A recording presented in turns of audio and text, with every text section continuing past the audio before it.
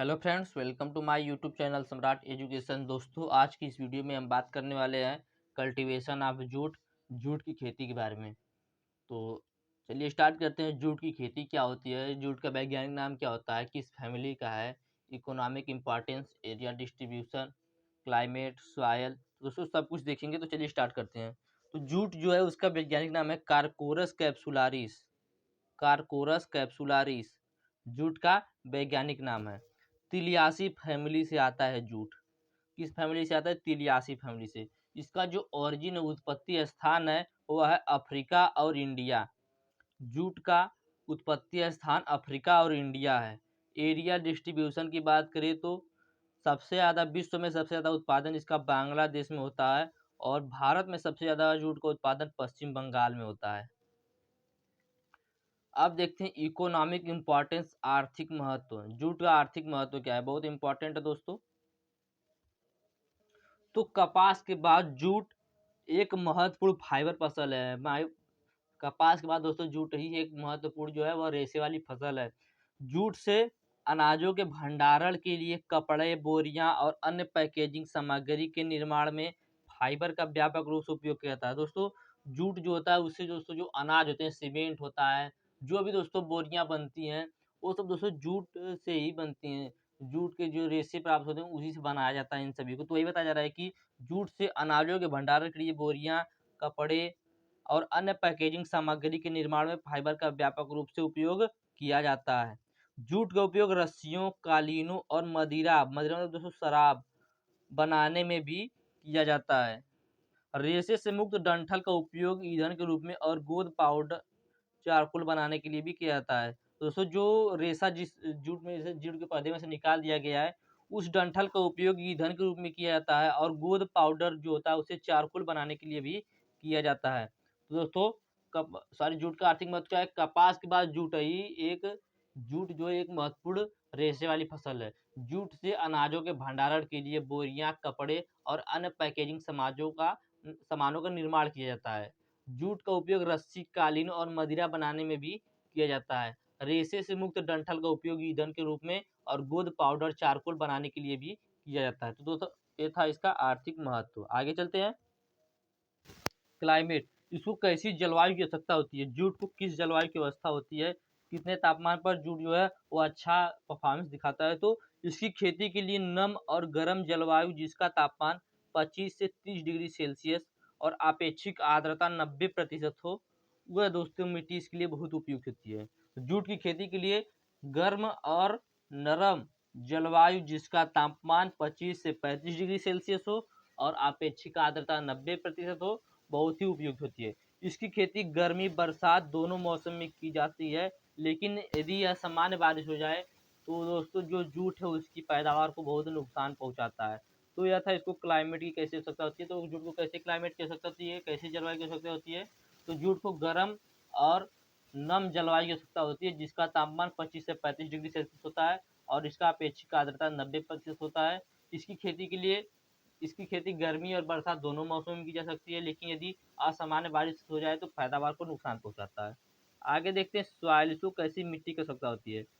इसके लिए जूट की खेती के लिए हल्की बलुई और दोमट मिट्टी जिसका पीएच मान 6 से 7 हो उपयुक्त मानी जाती है। जूट की खेती के लिए हल्की बलुई और दोमट मिट्टी जिसका पीएच 6 से 7 हो उपयुक्त मानी जाती है। ये तो हो गया दोस्तों सॉइल का। अब देखेंगे लैंड प्रिपरेशन, भूमि की तैयारी कैसे करें। बहुत इंपॉर्टेंट है दोस्तों, पूछता है जूट की खेती के लिए भूमि की तैयारी कैसे किया जाता है। तो एग्जाम में पूछा है, इसलिए आपको मैं बता रहा हूँ, फिर सुनिएगा। दे दे एग्जाम में कि जूट की खेती के लिए भूमि की तैयारी कैसे करें, विस्तार से लिखिए। तो भूमि को तैयार करने के लिए सबसे पहले हल से अच्छी तरह से गहरी जुताई कर लेंगे दोस्तों। उसके बाद जुताई के करने के बाद कुछ दिन तक खुला ही छोड़ देंगे वैसे ही। फिर उसमें अच्छे से धूप लगने देंगे खुला छोड़ने के बाद। फिर उसे खाद डालकर जो दोस्तों एफआईएम होता है उसकी मात्रा 10 टन प्रति हेक्टेयर की दर से डाली जाती है जूट की खेती के लिए। उसे डालकर उसे कल्टीवेटर से 2 से 3 तिरछी जुताई कर देंगे। फिर पहली सिंचाई कर देंगे। जुताई करने के बाद पहली सिंचाई कर देंगे। सिंचाई करने के बाद जब खेत में खरपतवार निकलने लगेंगे तो खेत को रोटावेटर से जुताई कर देंगे, जिससे खरपतवार भी नष्ट हो जाएंगे और मिट्टी नमी युक्त भी हो जाएगी और भुरभुरी भी हो जाएगी। देखते हैं लैंड प्रिपरेशन। तो भूमि को तैयार करने के लिए सबसे पहले हल से अच्छी गहरी जुताई कर लेते हैं।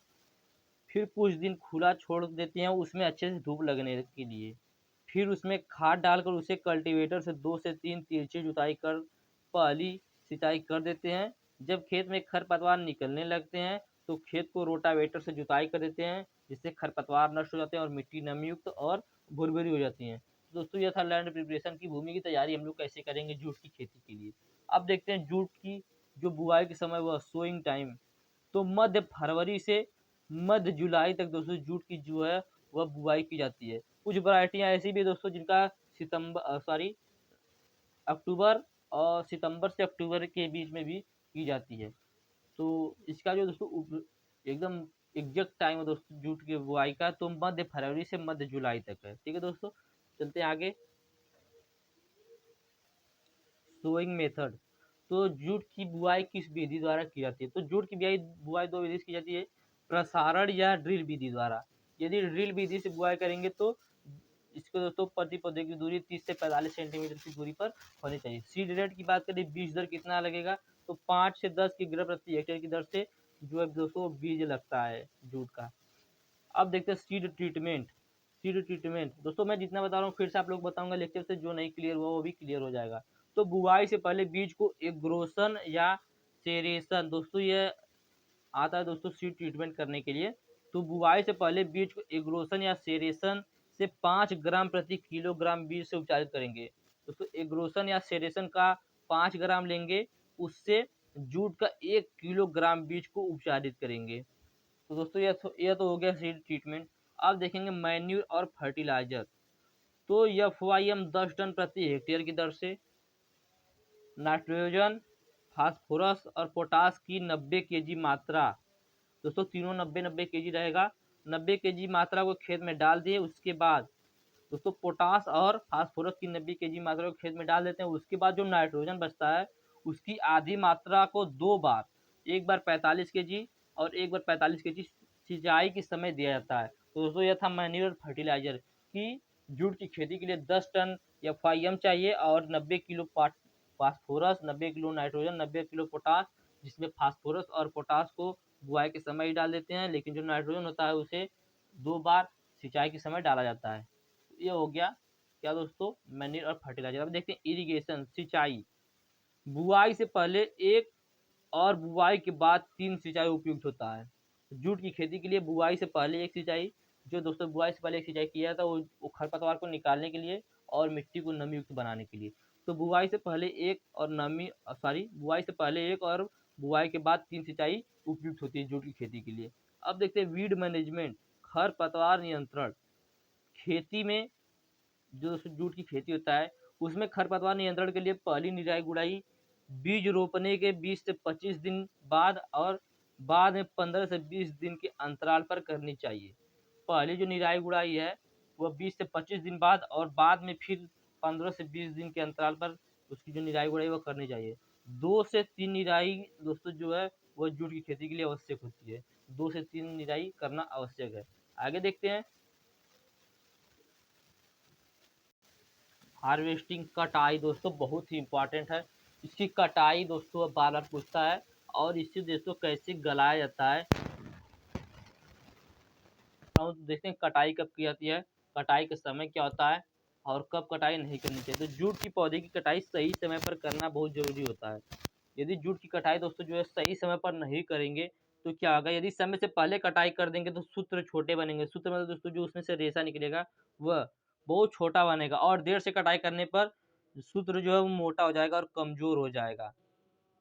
कटाई का उपयुक्त समय तब होता है जब पौधे में से छोटी फली की अवस्था में होती है, या जब पौधा छोटी फली की अवस्था में होता है तब दोस्तों कटाई का उपयुक्त समय होता है। कटाई के बाद जूट के पौधे को उसके लंबाई के आधार पर अलग अलग बंडल बनाया जाता है और पत्तियों को सूखने के लिए 2 से 3 दिन तक खेत में छोड़ देते हैं और सूखने के बाद उन्हें झाड़ देते हैं। तो दोस्तों ये तो होगी कटाई। क्या होगी कटाई दोस्तों, फिर सुनिएगा। तो जूट की पौधे की कटाई दोस्तों है जो एकदम उपयुक्त समय पर करना चाहिए, सही समय पर करना चाहिए। क्योंकि यदि समय से पहले कटाई कर देंगे तो सूत्र छोटे बनेंगे, और देर से कटाई करेंगे तो सूत्र मोटे और कमजोर हो जाएंगे। कटाई का उपयुक्त समय तब होता है जब पौधे छोटी फली की अवस्था में होती हैं। कटाई के बाद जूट के पौधे को उसकी लंबाई के आधार पर अलग-अलग बंडल बनाया जाता है और पत्तियों को सूखने के लिए 2 से 3 दिन तक खेत में छोड़ देते हैं और सूखने के बाद उन्हें झाड़ देते हैं। दोस्तों आप लोगों ने अपने गाँव में देखा होगा सनई में सब लोग रेशे को कैसे निकालते हैं, वैसे किया जाता है, लेकिन दोस्तों थोड़ा-सा अलग होता है। तो अब देखते हैं रेटिंग। रेटिंग मतलब दोस्तों अपगलन। जूट को कैसे गलाया जाता है और कैसे उसमें से रेशा निकाला जाता है। तो रेटिंग एक ऐसी प्रक्रिया होती है जिसके द्वारा छाल में तंतु ढीले हो जाते हैं और लकड़ी के डंठल से अलग हो जाते हैं। तो दोस्तों रेटिंग जो है वह एक ऐसी प्रक्रिया होती है जिसके द्वारा छाल में तंतु ढीले हो जाते हैं और लकड़ी के डंठल से अलग हो जाते हैं। कटाई से 2 से 3 दिन बाद लगभग 20 से 25 दिनों के लिए इसे पानी में डुबो कर रखा जाता है जिससे कि यह सड़ जाता है, जिसके बाद सूत्र को निकाल कर उन्हें धोकर साफ कर लिया जाता है और 4 से 5 दिन तक